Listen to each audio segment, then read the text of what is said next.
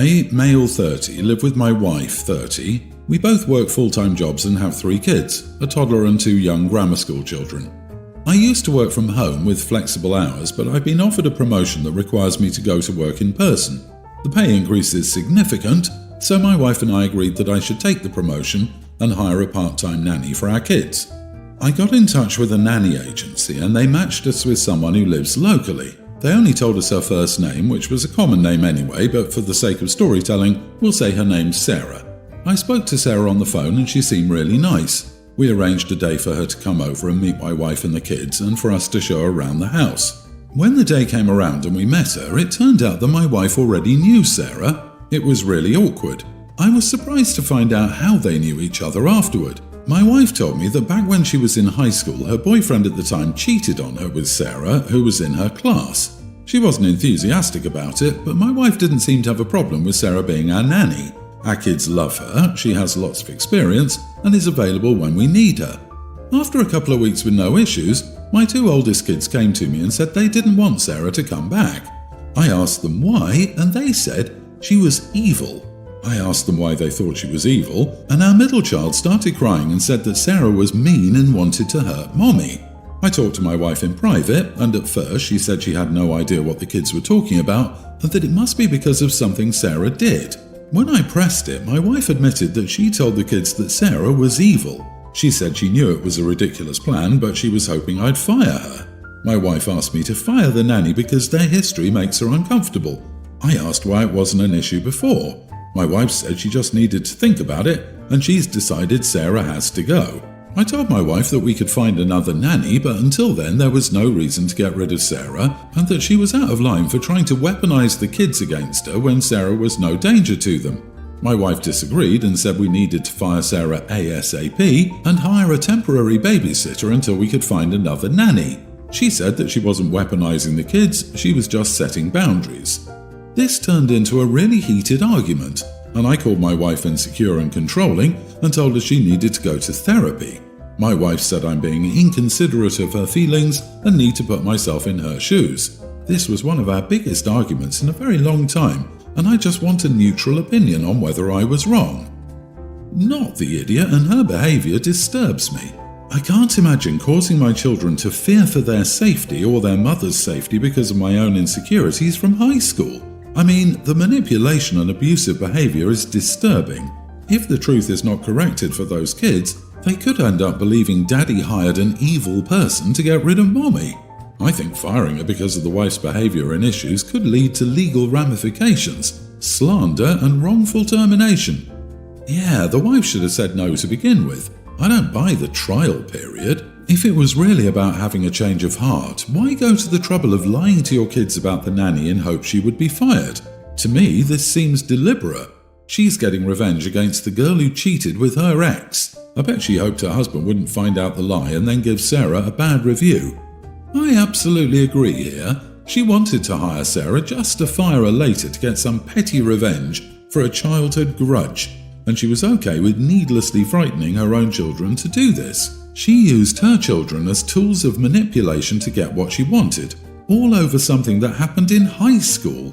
I have legitimate concerns for your children, OP.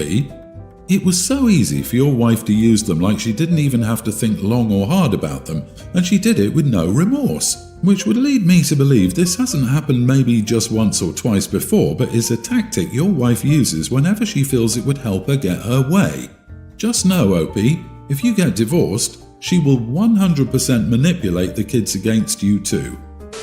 I'm 26 male, very close to my cousin Lily, 24 female.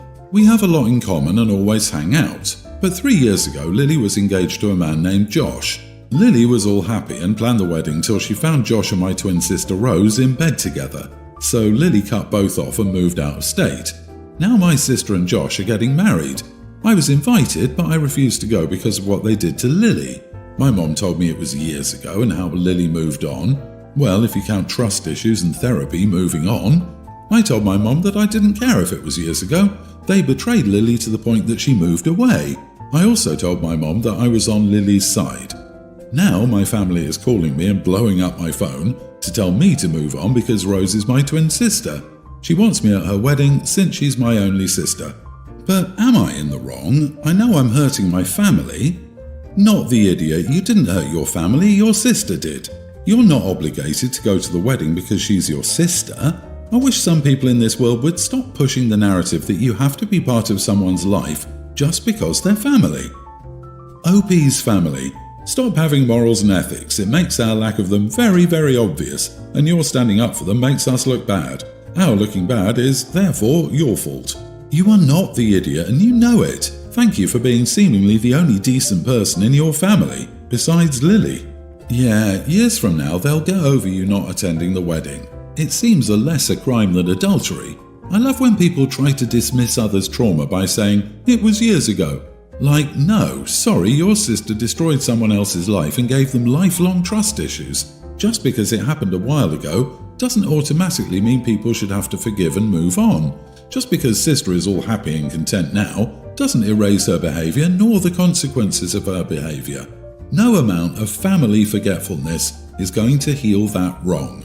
If it was me, I'd wear all black to the wedding, including a lace face covering, rip it off and object to the wedding when the minister asks, then throw red wine at the bride's dress.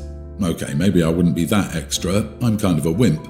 But anyone who asks you to go should have to hear your plans to destroy the wedding.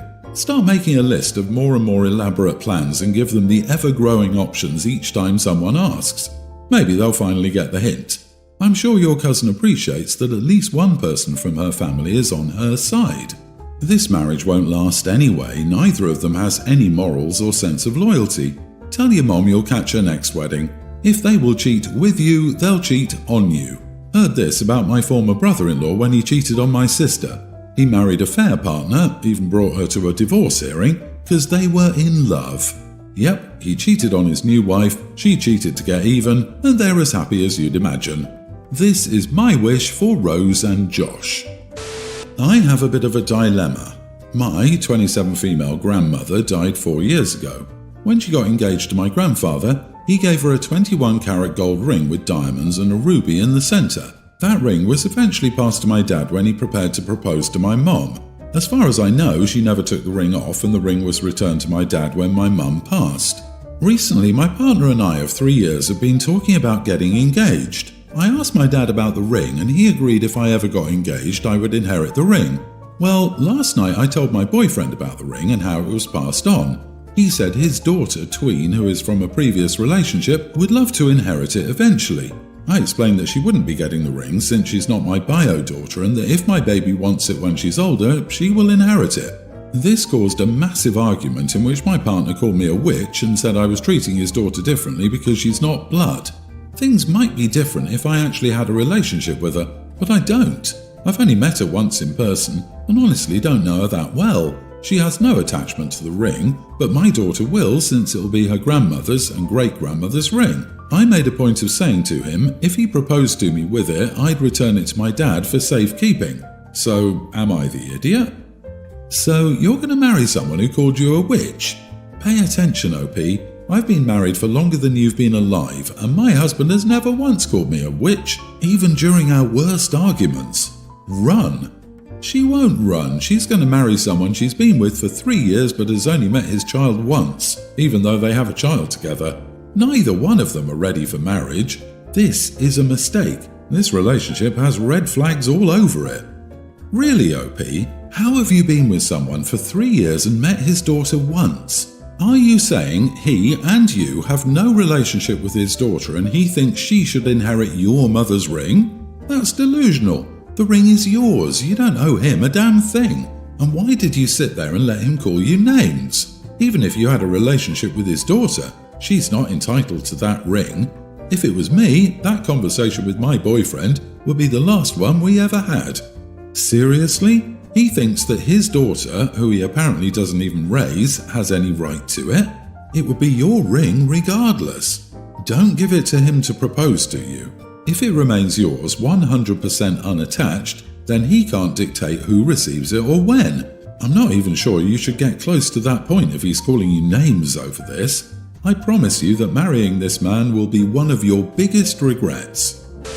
My brother Don has an African grey parrot. He fell in love with our uncle's parrot when we were young. He always wanted one, and when he got a job where he could take care of one, he got it. Don was neurodivergent. He had trouble connecting with people, but he loved that bird, and it seemed to return the affection. Don didn't like to travel or leave his home, or do much besides work, play video games, collect Pokemon stuff and interact with his parrot. On the other hand, I try to get out of town whenever I can. I also use every second of my vacation time and paid time off. Don passed away just after New Year's. He didn't have a girlfriend, much less a wife. He did have a will, and he left me everything, including Ash, his parrot. I don't want his parrot. Trust me, after listening to my brother talk about African grey parrots for the last 20 years, I know more about them than anyone normally should, including that they can live up to 60 years. That would have been great for Don. I, on the other hand, am not planning on taking care of any human children for 60 years. I talked to my parents to see if they would take him. They said their condo doesn't allow pets. I checked with the rest of our family and nobody wanted to commit.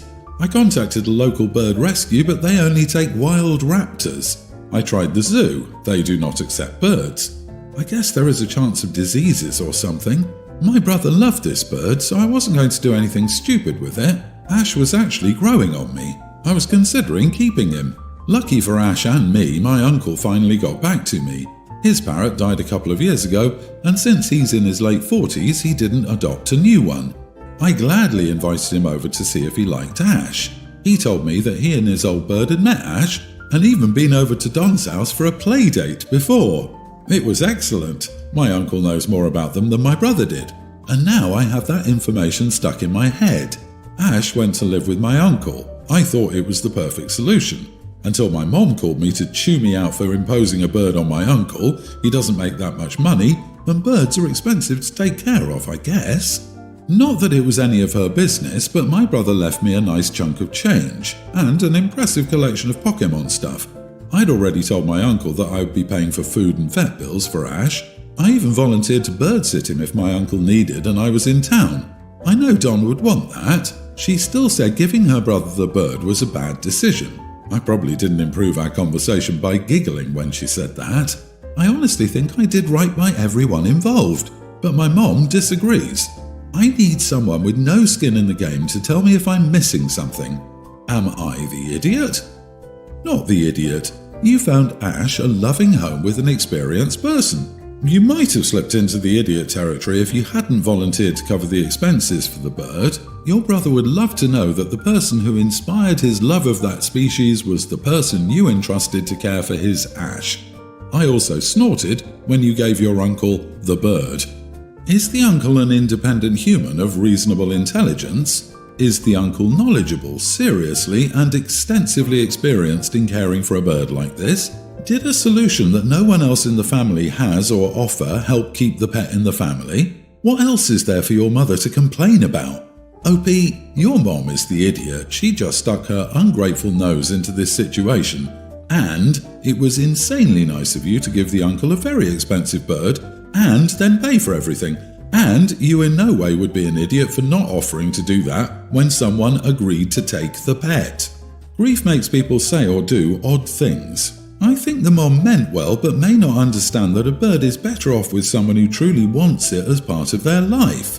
It seems like she might be sentimentally angry, like angry that you're giving away a piece of your brother and her son. Of course, it's not rational, but grief rarely is. I have a tween daughter with my ex-husband.